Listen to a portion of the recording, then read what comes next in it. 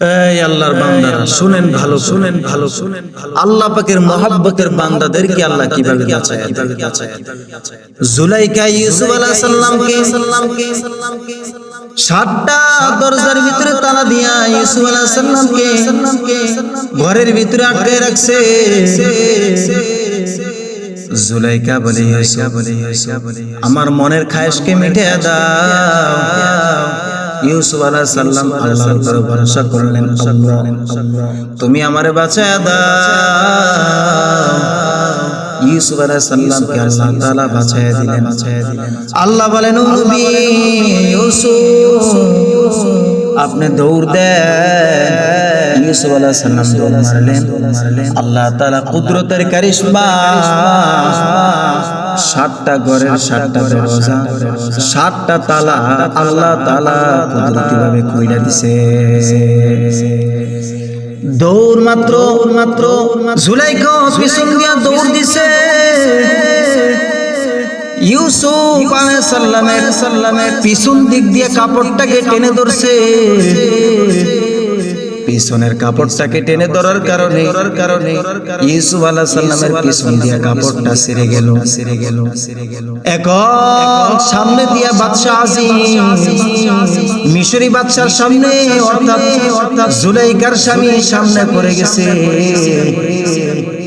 এখন ডাক দিয়া বলতেছে, জুলাইখা বলতেছে, ও বাদশা ইউসুফ আমার সাথে অপকর্ম করার চেষ্টা করছে, নাউযুবিল্লাহ। আমি ইউসুফের শাস্তি চাই। ইউসুফ আলাইহিস সালামকে বলা হলো, ইউসুফ কথা কি ঠিক আছে কিনা? আল্লাহ তাআলা জানাই দিয়েছেন, ও নবী ইউসুফ আপনি বলে দেন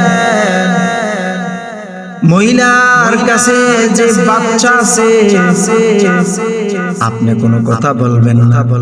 বাচ্চার দিকে ইশারা করে বাকি সব কথাই বাচ্চা বলে দিবে। বাচ্চার দিকে ইশারা করার সাথে সাথে বাচ্চা জবান খুলে গেছে। বাচ্চা বলে, ও বাদশা ভালো করে দেখো ইউসুফের যদি পিছন দিক দিয়ে কাপড় ছিঁড়া হয় তাহলে ইউসুফ নির্দোষ, আর ইউসুফের যদি সামনের দিক দিয়ে কাপড় ছিঁড়া হয় তাহলে ইউসুফের আসল দোষী। তাকায় দেখতেছে ইউসুফ আলাইহিস সালামের পিছন দিক দিয়ে কাপড় ছিঁড়া। তাহলে দোষ দিবে কি? আল্লাহ বাঁচায় দেয়। শানি ডাকায় বুয়াদ মানন্দে দিদা ওয়ুসুফ রাতুরাদি কাইশানি দা। আল্লাহ যাকে বাঁচায় দেয় তার ক্ষতি কোনো ব্যক্তি করতে পারবে না। আল্লাহ এমন খালেক, আল্লাহ এমন মালিক যার সাথে কোনো তুলনা নাই, যিনি কাদের কুদরতওয়ালা, যিনি আসমান বানাইছেন বিনা খুঁটিতে আসমানটাকে টানায় রাখছে, যিনি আরশে আজিমটাকে বিনা খুঁটিতে আল্লাহ টানায় রাখছেন। আল্লাহ তাআলা বিশাল বড় বড় সৃষ্টি আল্লাহ তাআলা সৃষ্টি করেছে। সব আল্লাহ পাকের কুদরতের ক্ষমতা। আল্লাহর সাথে পাল্লা দিয়ে কেউ পারবে না। আল্লাহ যা চান আল্লাহ তাই করতে পারে। আল্লাহু আলা কুল্লি শাইইন কাদির। আল্লাহ তাআলা সব কিছুর বিষয়ের উপর আল্লাহ শক্তিশালী, আল্লাহ শক্তি রাখে। আল্লাহ তাআলা সব কিছুকে বানাইছে। আল্লাহ এত সব কিছুর সৃষ্টিকর্তা মালিক।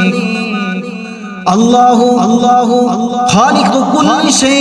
আল্লাহ তাআলা প্রত্যেক বিষয়ের সৃষ্টিকর্তা। আল্লাহর সাথে পাল্লা দিয়ে কেউ পারে নাই, কেউ পারবেও না। অতএব বান্দা দুনিয়াতে থাকে অবস্থায় আল্লাহর পরিচয় নিয়ে কবরে যা, মালিকের পরিচয় নিয়ে কবরে যাও রে আসে। আল্লাহ যদি বলেন বান্দা তুমি কি করছো, আমি আল্লাহ তোর দুটো চক্ষু দান করলাম। ও বান্দা আমি তোর দুটো হাত দান করলাম, দুটো পা আমি আল্লাহ দান করলাম, দুটো কিডনি আমি আল্লাহ দান করলাম, দুটো কান আমি আল্লাহ দান করলাম।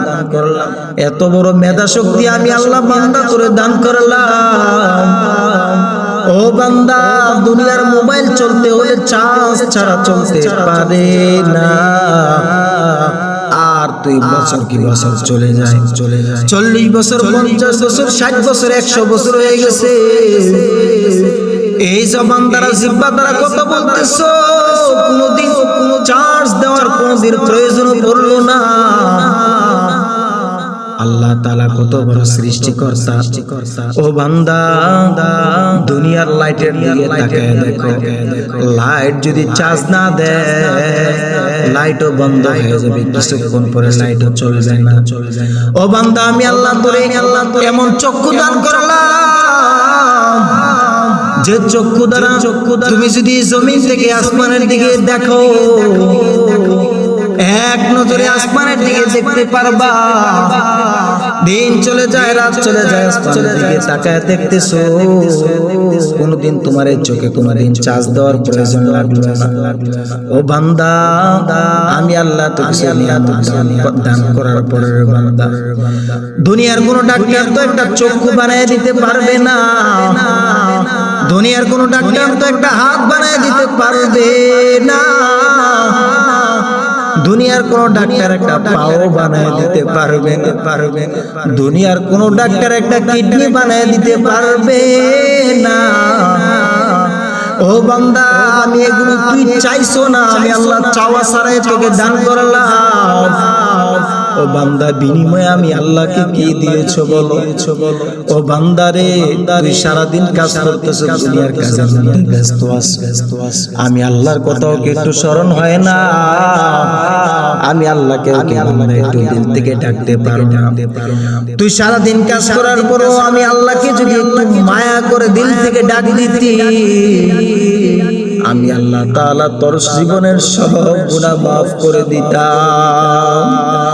কিন্তু এত বড় হতভাগা, এত বড় কপাল পোড়া বান্দা, সারা দিন চলে যায়, সারা রাত চলে যায়, একবার এই জবান দ্বারা আল্লাহর নাম একবার উচ্চারণ করলি না রে বাবা। এজন্য আল্লাহ বলে খবরদার খবরদার, কবরে আসার আগে হিসাব করে কবরে আসো। এইজন্য কবর প্রত্যেকদিন মানুষকে ডাকে আনা বাইতুল ওয়াহদা, আমি অন্ধকারের ঘর, আমি পোকামাকড়ের ঘর, আমি নির্জনতার ঘর রে বাবা। আমার কাছে আসার আগে হিসাব করে কবরে হিসাব করে আসো। যদি অন্যায় করে কবরে আসো তাহলে কিন্তু কবরের কঠিন ব্যবহার কিন্তু দেখতে পাইবা। আর যদি নেক আমল করে আসো তাহলে তুমি কবরেরও সুন্দর ব্যবহার দেখতে পাইবা রে গোলাম।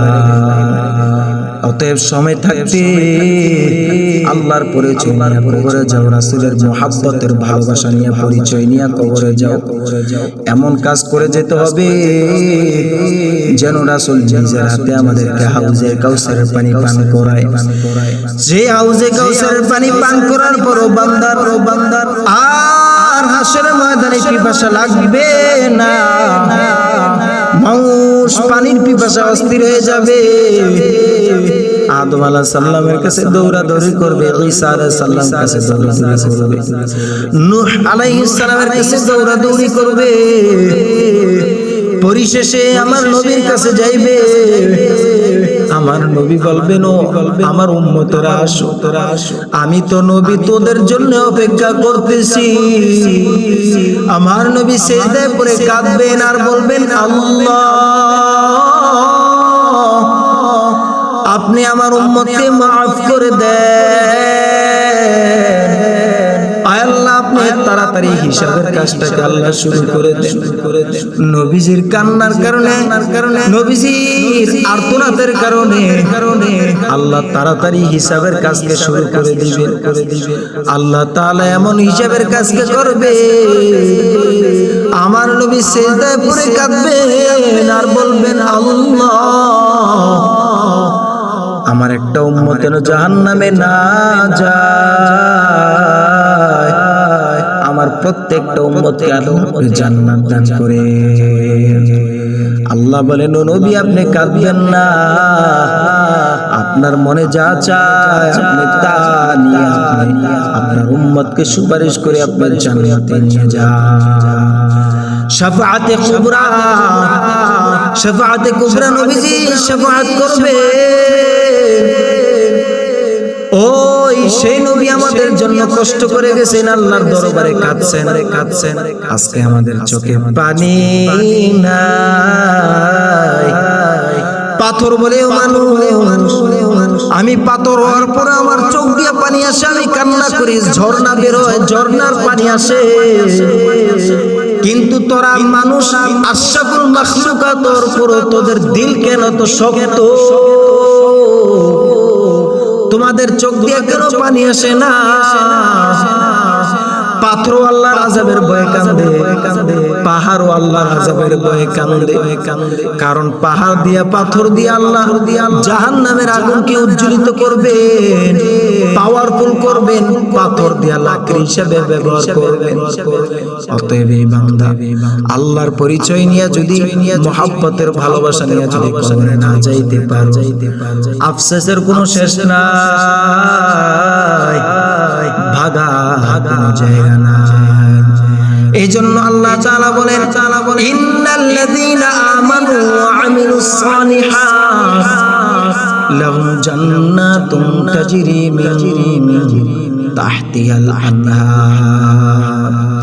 আমি আল্লাহ তাআলা যে ব্যক্তি ঈমান আনবে, যে ব্যক্তি নেকের কাজ করবে, ভালো কাজ করবে, আমি আল্লাহ তাদেরকে জান্নাত দান করব।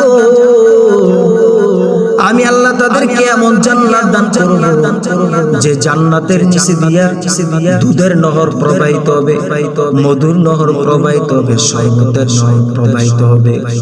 বান্দা যখন যেটা খাইতে চাইবে সাথে সাথে বান্দার সামনে এসে যাইবে। এজন্য আল্লাহ বলেন, বান্দা তুমি যদি নেক আমল করো, ঈমান আনো, আমি আল্লাহর উপরে ভরসা করো, তাহলে আমি আল্লাহ তোদেরকে দান করব রে গোলাম। আল্লাহ এতটুকু বলে শেষ করেন না, আল্লাহ বলেন ওয়াদাল্লাহি হক, আমি আল্লাহর ওয়াদা কিন্তু সত্য। ওয়ামান আস্তাকু মিনাল্লাহি কিলা, আল্লাহ বলেন আমার ওয়াদা সত্য। তাকে দেখো পৃথিবীতে আমি আল্লাহর ওয়াদার মতো আর কার ওয়াদা সত্য হতে পারে? অতএব বান্দা এই দুনিয়াতে হাজার অন্যায় করেছো, হাজারো নাফরমানি করেছো, এখনো সময় আছে তওবা করে নাও, আল্লাহর দরবারে কাঁদো আর বলো আল্লাহ অন্যায় তো কম করি নাই, আল্লাহ আপনি মাফ করে দেন রে আল্লাহ। আপনি যদি মাফ না করেন জাহান্নামের আগুন সহ্য করতে পারবো না রে মালিক। জাহান্নামের আগুনটাকে আল্লাহ 3000 বছর আল্লাহ আপনি জাল দিয়েছেন, প্রজ্বলিত করেছেন, উত্তপ্ত করেছেন রে আল্লাহ। এই জাহান্নামের আগুন সহ্য করতে পারবো না। আল্লাহর দরবারে যদি কান্না করতে পারো, আল্লাহর দরবারে যদি কান্না করার মতো একটু কান্না করো, আল্লাহ বলেন আমি আল্লাহ তোদেরকে মাফ করে দিব। কেন আমি আল্লাহ মাফ করব? আমি আল্লাহর নামের মধ্যে আছে, আমি আল্লাহ গফফার, আমি আল্লাহ এই জন্য গফফার, আমি আল্লাহ মাফ করনেওয়ালা গফফার, এই জন্য আমি আল্লাহ মাফ করে দিব। ও বান্দা হাজার অন্যায় করো, আয় ফিরে আয়, ফিরে আয়। যদি আমি আল্লাহর কাছে ফিরে আসতে পারো, আমি আল্লাহ ওয়াদা করলাম তোদেরকে মাফ করে দিব। আজকে চোখে পানি নাই, কান্নার কোনো বাহানাও নাই। এই জন্য বলে মান বাখা মিন খাশিয়াতিল্লাহ হারামাল্লাহু তিলকাল আইনি আলান নার। আল্লাহ পাকের ভয়ে, জাহান্নামের ভয়ে যদি বান্দা চোখের পানি ছেড়ে দাও, আল্লাহ বলেন বান্দা তোর চোখের পানিটা নাকের মাথায় আসার আগে তোকে আমি আল্লাহ তাআলা জাহান্নামের আগুন আমি আল্লাহ তার জন্য হারাম করে দিব। এই জন্য বাবা মুরব্বীরা বৃদ্ধ বাবাজিরা যারা আছে সময় থাকতে আল্লাহর দরবারে কাঁদে, সময় যখন চলে যাবে কাঁদলে আর কোনো লাভ হবে না, কাঁদলেও আর কোনো লাভ হবে না রে গোলাম। আল্লাহ তাআলা এমন গফফার, আল্লাহ তাআলা এমন রহমান, সাহাবায়ে কেরাম আবু বকর, উসমান, আলী রিদওয়ানুল্লাহি তাআলা আজমাইন, ওমর ফারুক রাদিয়াল্লাহু তাআলা আনহু সাহাবায়ে কেরামের দিকে তাকায় দেখো, সাহাবায়ে কেরামরা প্রথম দিক দিয়ে মুসলমান ছিলেন না, তারা মূর্তি পূজা করত, তারা মুসলমান ছিলেন না, আল্লাহকেও মানতেন না। যেখানে নবীকে হত্যা করার জন্য ওমর দৌড়ায়, আল্লাহ তাআলা এমন মানুষদেরকে তারা তওবা করার কারণে, আল্লাহর কাছে কান্না করার কারণে আল্লাহ তাদেরকে এমন মাফ করে দিয়েছে। আল্লাহ কোরআনে আয়াত নাযিল করেছেন রাদিয়াল্লাহু আনহুম ওয়ারাদু আন, সাহাবায়ে কেরাম আমার প্রতি খুশি রাজি, আমিও সাহাবায়ে কেরামদের প্রতি খুশি এবং রাজি হয়ে গেলাম। কেমন কান্নাটাই করছেন তারা আল্লাহর দরবারে, কেমন আল্লাহর কাছে চাইছেন রে বাবা। তুমিও যদি দিল থেকে চাইতে পারো, আমিও যদি দিল থেকে চাইতে পারি, সাহাবায়ে কেরামদেরকে যদি আল্লাহ মাফ করতে পারে, আল্লাহ কেন আমাদেরকে মাফ করবেন না? কিন্তু আমরা দিল থেকে ডাকি না, মসজিদের ভিতরে এসে বলি আল্লাহ খাওয়াই, আল্লাহ পালে, আল্লাহ রব, আল্লাহ সব। যখন আমরা মসজিদের বাইরে যাই তখন আমরা বলি আমার ছেলেটা যদি বিদেশে না যাইতো আমি বাবা কেমনে চলতাম, আমার গাড়িটা যদি না থাকতো, দুধ দহন যদি না করতাম, দুধ না দিত, তাহলে আমি ফ্যামিলিটাকে কেমনে চালাইতাম। আমার যদি ক্ষেতের ধানটা এবছর না হইতো তাহলে আমি কি খাইতাম, কেমনে চলতাম। এই নাফরমানি আল্লাহর সাথে করি। আল্লাহ বলেন আমি রিজিক দেওয়ালা মালিক, আমি আল্লাহ তাআলা রিজিক দেই। ওয়া তারযুকু মান তাশাউ বিগাইরি হিসাব। আল্লাহ বলেন আমি হিসাব ছাড়া রিজিক দেই বান্দাদেরকে। আল্লাহ তাআলা কোরআন শরীফের মধ্যে বলেন ইয়া আইয়ুহাল্লাযীনা আমানু তুবু ইলাল্লাহি তাওবাতান নাসুহা। বান্দা যতই অন্যায় করেছো, যতই ভুল ত্রুটি করেছো, তওবায়ে নাসুহা করো, এবং তওবা পরিপূর্ণ তওবা করো, যেন আর কোনোদিন গুনাহের দিকে ফিরবা না, আর কোনোদিন আল্লাহকে বলবা না, আল্লাহর পরিচয় নিয়ে চলবা। যদি খাঁটি দিলে তওবা করতে পারো, সাহাবায়ে কেরামের মতো যদি খাঁটি দিলে তওবা করতে পারো, আমি আল্লাহ তোর জীবনের সব গুনাহ আমি আল্লাহ মাফ করে দেব। ইয়া ইলাহি তু মেরা মাবুদ है, या इलाही तू मेरा माशूक।